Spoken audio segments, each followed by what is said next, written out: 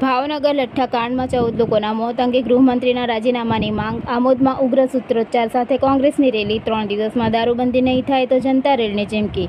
આમોદ તાજેતરમાં ભાવનગર જિલ્લામાં બનેલી દુઃખદ લઠ્ઠાકાંડની ઘટનામાં 14 જેટલા નિર્દોષ લોકોના કરુણ મોત નીપજ્યા છે, જેને પગલે સમગ્ર રાજ્યમાં ભારે અરેરાટી સાથે રોષની લાગણી ફરી વળી છે. આ ગંભીર મુદ્દે કોંગ્રેસના નેતા અને પૂર્વ ધારાસભ્ય મયુર મકવાણા તેમજ આમોદ તાલુકા કોંગ્રેસ સમિતિના પ્રમુખ નરેન્દ્રભાઈ પટેલની આગેવાનીમાં વિશાળ રેલી યોજી આમોદ પોલીસ મથકના પીઆઈ કરમટિયા સાહેબને આવેદનપત્ર સોંપવામાં આવ્યું હતું.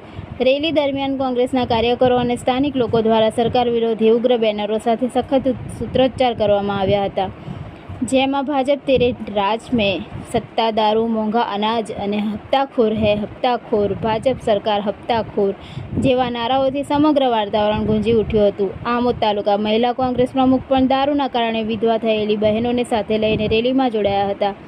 આવેદનપત્રમાં સ્પષ્ટ આક્ષેપ કરાયો હતો કે આટલી મોટી ઘાતકી ઘટના માટે સીધા જવાબદાર રાજ્યના ગૃહમંત્રી છે અને તેમણે તાત્કાલિક રાજીનામું આપવું જોઈએ, તેમજ બુટલેગરો અને તેમની સાથે ગાંઠ ધરાવતા અધિકારીઓ સામે કડક કાયદેસરની કાર્યવાહી થવી જોઈએ. પત્રકારો અને મીડિયા કર્મચારીઓ પણ બુટલેગરો અંગે જાણતા હોવા છતાં ધાક ધમકી કે ખોટા કેસના ડરથી બોલી શકતા નથી, તે પણ ચિંતાજનક બાબત હોવાનું તેમણે ઉમેર્યું હતું.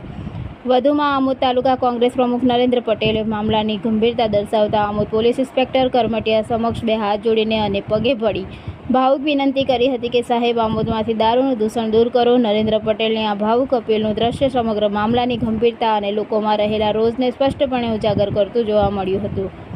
કાયદો અને વ્યવસ્થા જાળવવાની જવાબદારી ધરાવતા તંત્ર સમક્ષ દારૂના દૂષણને દૂર કરવા માટે આ રીતે વિનંતી કરવાની ફરજ પડે તેવી સ્થિતિ સામે પણ સવાલો ઉઠી રહ્યા છે.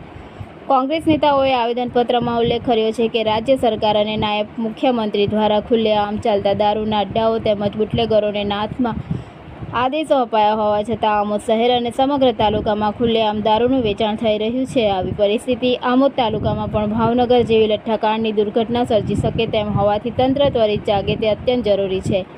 કોંગ્રેસ પક્ષ દ્વારા આમોદ પોલીસ તંત્રને અલ્ટિમેટમ આપતા જણાવવામાં આવ્યું છે કે જો આગામી 3 દિવસની અંદર આમોદ તાલુકામાં ગેરકાયદેસર દારૂનું વેચાણ સંપૂર્ણપણે બંધ કરવામાં નહીં આવે તો આવનારા 4થા દિવસમાં કોંગ્રેસ કાર્યકરો અને સ્થાનિક લોકો સાથે મળીને ખુલ્લેઆમ જનતા રેડ પાડશે. આ સાથે જો તંત્ર દ્વારા યોગ્ય પગલાં લેવામાં નહીં આવે તો કોંગ્રેસ લોકશાહી ઢબે રસ્તા પર ઉતરી આંદોલન કરવાની ચીમકી આપી છે. જિલ્લો ભરૂચ ખાતે લઠ્ઠાકાંડની અંદર જે 14 લોકોના જે મરણ થયા છે એના જવાબદાર ગૃહમંત્રી છે.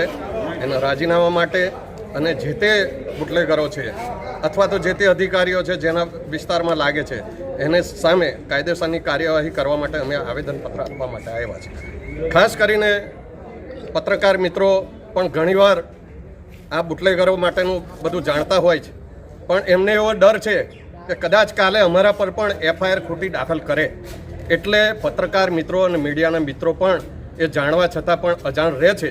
એટલે ખરેખર આવી ધાક ધમકી હોવી ના જોઈએ.